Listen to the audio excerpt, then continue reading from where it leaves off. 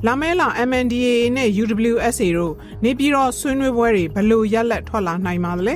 ပင်ကြီးချင်းနိုင်ငံတွေရဲ့ကျောင်းအားတွေဖိအားတွေကြောင့်စေအုပ်စုနဲ့တွေ့ဆုံဆွေးနွေးမှုတွေတော့ရှိလာမှာပါဒါပေမဲ့ကာလတူအတွင်းမှာထင်ရှားတဲ့ရက်လက်တွေပြောင်းလဲတော့ရှိလာနိုင်ဆောင်ရှိဘူးလို့မြင်ပါတယ်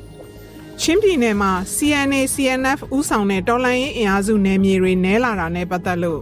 ဌာနချုပ်တစ်ခုအကြံပေးစစ်ကောင်စီကအဲ့လိုမျိုးတိတ်ပြီးတော့တိတ်ခိုင်းနေမရှိတာ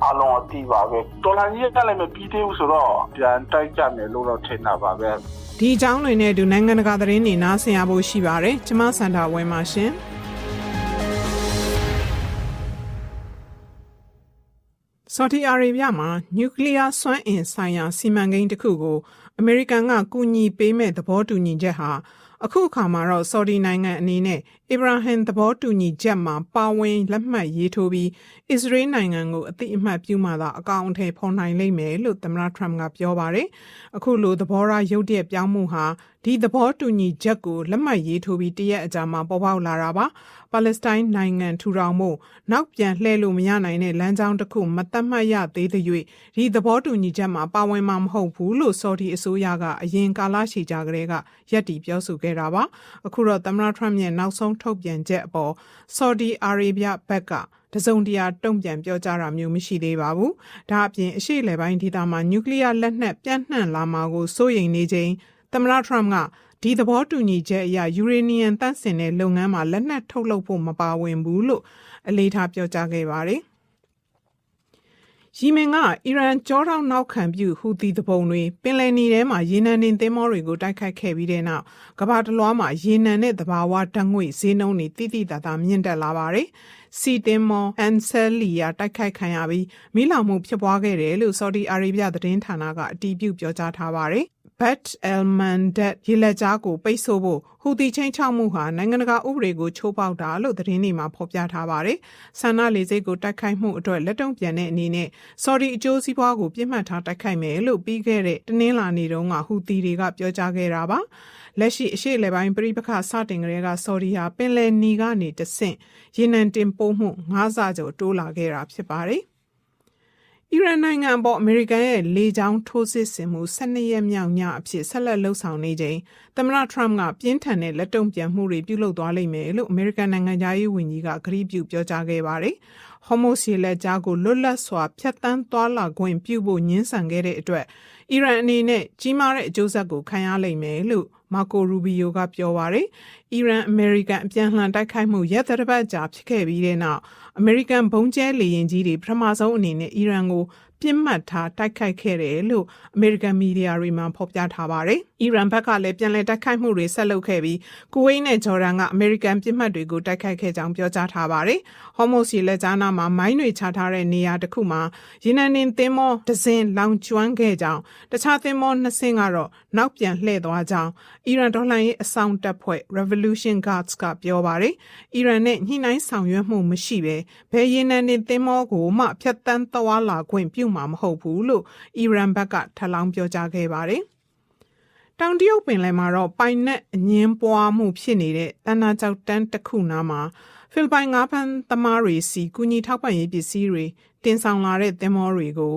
တရုတ်ကန်ဆောင်တပ်ဖွဲ့ကတားဆီးဖို့ရေပိုက်ကြီးတွေနဲ့ထိုးနှက်တိုက်ခိုက်ခဲ့တဲ့အပြင်အန္တရာယ်ရှိတဲ့သင်္ဘောမောင်းနှင်မှုပုံစံတွေလုပ်ခဲ့တယ်လို့ဖိလစ်ပိုင်ဘက်ကဆွဆွဲပြောကြားခဲ့ပါတယ်။ဒါဟာ4ရက်အတွင်းဒုတိယအကြိမ်ပေါ်ပေါက်တာဖြစ်ပြီးတရုတ်နိုင်ငံသားရေးဝန်ကြီးမနီလာမှာကျင်းပတဲ့ဒေသတွင်းအာဆီယံထိပ်သီးအစည်းအဝေးတက်နေချိန်အခုလိုဖြစ်ပွားခဲ့တာပါ။ဖိလစ်ပိုင်နဲ့တရုတ်နှစ်နိုင်ငံစလုံးဟာသူတို့ပိုင်တယ်လို့ကြေညာထားပြီးအာရှမှာရေချောင်းပိုင်နဲ့အငင်းပွားမှုအများဆုံးဖြစ်ပွားတဲ့နေရာတွေကတစ်ခုဖြစ်တဲ့စကာဘာရာကျွန်းတွေနားမှာဖိလစ်ပိုင်ဘက်ကမကောင်းတဲ့ရွေချက်နဲ့တိုက်ခိုက်မှုတွေကိုစလုပ်ခဲ့တယ်လို့တရုတ်အစိုးရဘက်ကပြောပါတယ်။အမေရိကန်နိုင်ငံသားရေးဝန်ကြီးမာကိုရူဘီယိုကတော့အဲ့ဒီလိုရေပြင်မှာတရုတ်ရဲ့လှုပ်ဆောင်ချက်တွေဟာစိုးရိမ်စရာကောင်းတယ်လို့ပြောကြားခဲ့ပြီးအမေရိကန်အနေနဲ့သူ့မဟာမိတ်နိုင်ငံတွေဘက်မှာအခိုင်အမာရပ်တည်သွားမယ်လို့ကတိပြုပြောကြားခဲ့ပါတယ်။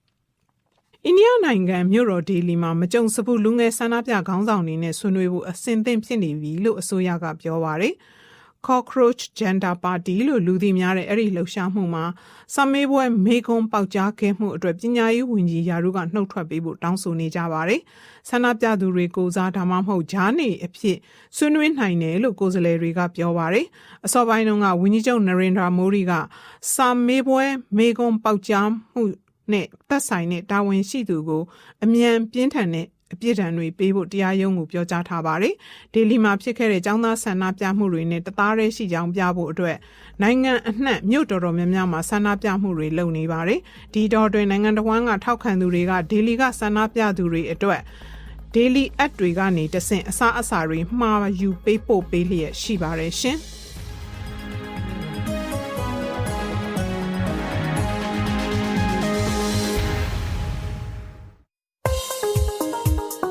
BBC ကထုတ်လွှင့်နေတဲ့အစီအစဉ်တွေကို Radio Online နဲ့ရုပ်မြင်သံကြားတွေကသာမကပဲလူမှုကွန်ရက်တွေကလည်းဖတ်ရှုနားဆင်နိုင်ကြပါတယ်။ Facebook, YouTube, Instagram နဲ့ Viber တို့မှာဆိုရင် BBC News မြန်မာစာမျက်နှာကနေဖတ်ရှုနားဆင်နိုင်ပါတယ်။ BBC TV အစီအစဉ်ကိုMisima TV မှာရှုစားနိုင်ကြပါတယ်။ကိုယ်ပဲနေရာပဲရောက်နေ BBC အစီအစဉ်တွေကလက်တကမ်းမှာပဲရှိနေပါတယ်ရှင်။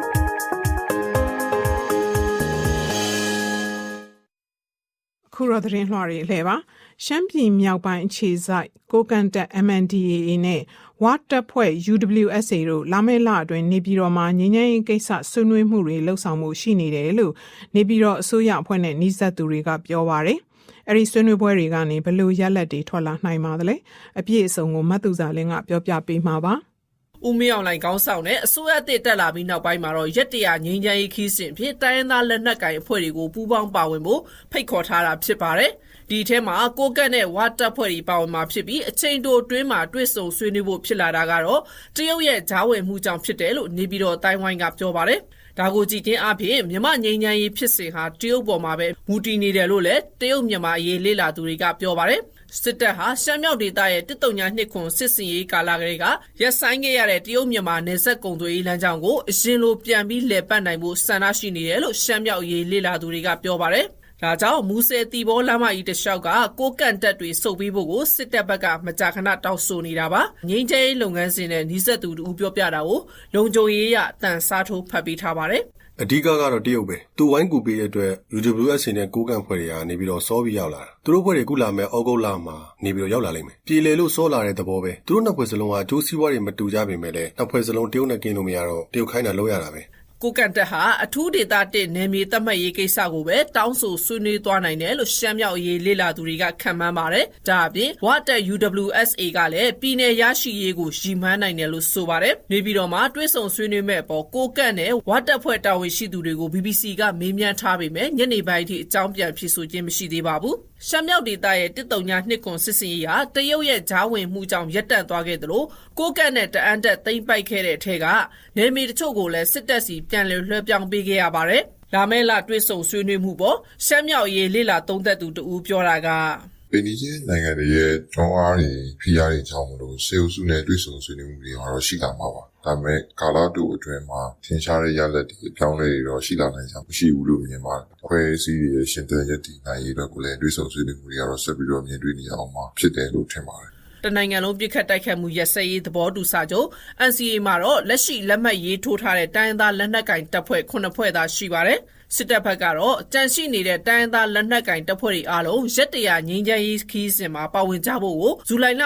30ရက်နေ့နောက်ဆုံးထားပြီးဖိတ်ခေါ်ထားပါတယ်ရှင်။မတ်သူစားလင်းဖြစ်ပါတယ်။တခါ NLD ဗဟိုအလုပ်ကော်မတီကနိုင်ငံရေးပြဿနာကိုနိုင်ငံရေးနည်းလမ်းနဲ့သာဖြေရှင်းရမယ်လို့ယုံကြည်ထားတာကြောင့်တွဲဆုံညှိနှိုင်းအဖြေရှာရေးကိုသာအစဉ်အမြဲကင်ဆွဲထားတယ်ဆိုတဲ့အချက်ပါဝင်တဲ့ကြေညာချက်တစ်စောင်ကိုပြီးခဲ့တဲ့ရက်ပိုင်းကထုတ်ပြန်ခဲ့ပါတယ်။ဒီကြေညာချက်အပေါ်တော်လှန်ရေးအင်အားစုတွေနဲ့ဒီမိုကရေစီရေးလှုပ်ရှားသူတွေကြားသဘောထားကွဲလွဲမှုတွေရှိနေပြီးထောက်ပြတာတွေရှိနေပါတယ်။ကိုမောင်ကဆက်ပြောပြမှာပါ။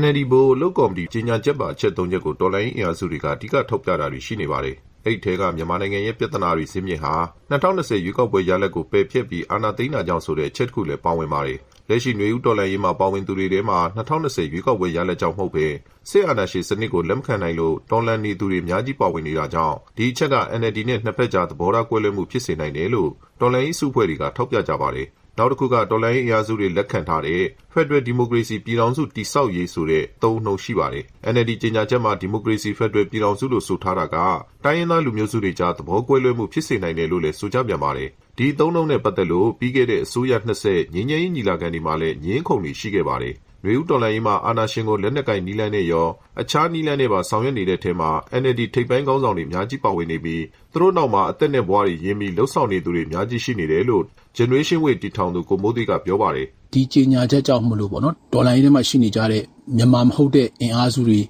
နဲ့ရောနောက်ပြီးတော့ NLD ပါတီဝင်တွေနဲ့ရောနောက်ပြီးတော့ NLD ပါတီဝင်မဟုတ်သော Democratic အင်အားစုတွေနဲ့ရောကြားထဲမှာပေါ့နော်သဘောထားကွဲလွဲမှုတွေယုံမှားတန်တရားဖြစ်မှုတွေအများကြီးဖြစ်စေနိုင်တဲ့ကြေညာချက်တစ်ခုလို့မြင်ပါတယ် NLD ဘိုလုတ်ကော်မတီဝင်ဦးကျော်ထွေကတော့နိုင်ငံရေးပြဿနာကိုနိုင်ငံရေးနည်းလမ်းနဲ့ဖြေရှင်းမယ်ဆိုတဲ့အချက်ကပါတီစတင်တည်ထောင်တဲ့ကကင်ဆွဲထားတဲ့မူဝါဒလုပ်ငန်းစဉ်ဖြစ်ပြီးစကားမပြောဘဲပြီးသွားတဲ့နိုင်ငံရေးပြဿနာဆိုတာမျိုးမရှိဘူးလို့သတင်းဌာနတွေကိုပြောဆိုထားပါတယ်။နိုင်ငံရေးနည်းလမ်းတွေပြင်ပြည်သူဖြစ်စေခြင်းနဲ့အခြားနည်းလမ်းတွေကိုလည်းစွန့်လွတ်မထားဘူးလို့ဆိုပါတယ်။အခုကြေညာချက်ကလည်းနိုင်ငံတကာနဲ့ဒေသတွင်းနိုင်ငံတွေကိုရည်ရွယ်တာကြောင့်အခြားနည်းလမ်းနဲ့ဆိုတာကိုဖော်ပြဖို့မလိုလို့မဖော်ပြထားဘူးလို့ပြောထားပါတယ်။ဒါနဲ့ပတ်သက်ပြီး NLD စမ်းချောင်းမြို့နယ်ဒုတိယဥက္ကဋ္ဌဦးဘိုဘိုဦးကလက်နက်ကင်တော်လှန်ရေးလုပ်ပါဆိုပြီး NLD ကပြောခဲ့တာလုံးဝမရှိဘူးဗျာအဲ့ဒါကိုပဲကျွန်တော်အခိုင်အမာပြောချင်ပါတယ် NUG က NUG ပါ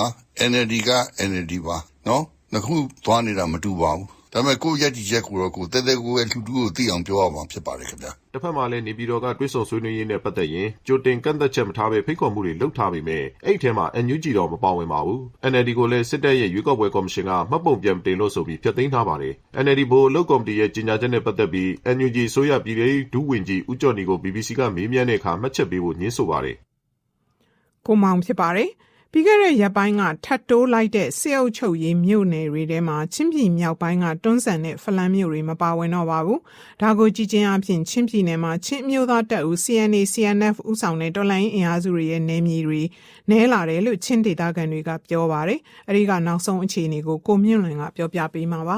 ။စစ်တပ်အာဏာသိမ်းပြီးနောက်ပိုင်းကနေပြည်သူများနှစ်ခွန်စစ်စင်ရဲ့ကာလအထိအတွင်းမှာတော့ချင်းပြည်နယ်တွေကတိတိနဲ့ဟာခါကလွေပြီးကျယ်မြို့တွေအလုံးကိုရှင်းတော်လှန်ရေးအင်အားစုတွေသိမ်းပိုက်ထိန်းချုပ်ခဲ့တာဖြစ်ပါတယ်။အဲ့ဒီထဲရှင်းမြောက်ပိုင်းကတွန်းဆန်မြို့ကိုရှင်းမျိုးသားတပ်ဦး CNA CNF ဦးဆောင်တဲ့တော်လှန်ရေးအင်အားစုတွေသိမ်းပိုက်ခဲ့ပြီးဖလဲမြို့ကိုတော့ရှင်းညီနောင်ဖွဲ့ CB နဲ့အင်အားစုတွေဘက်ကသိမ်းပိုက်ခဲ့တာပါ။ဒါပေမဲ့အခုနောက်ပိုင်းမြောက်ပိုင်းမြို့နယ်တွေအလုံးကိုစစ်တပ်ကပြန်လည်သိမ်းပိုက်လိုက်ချိန်မှာတော့ CNA CNF နဲ့ပူးပေါင်းအင်အားစုတွေဟာဌာနချုပ်ရှိရာအိန္ဒိယနယ်စပ်ဘက်ကိုဆုတ်လာတာတွေ့ရတယ်လို့ဒေသခံတွေကပြောပါတယ်။ဒီအခြေအနေတွေနဲ့ပတ်သက်ပြီးရှင်းနေဆက်မှာစစ်ဆောင်နေသူတူပြောတာကမြို့ပေါ်ပဲရှောင်ပေးတာပါ။တမြို့နယ်လုံးကိုတော့သူတို့ရှောင်ပေးတာမဟုတ်ဘူး။အရင်ကတည်းက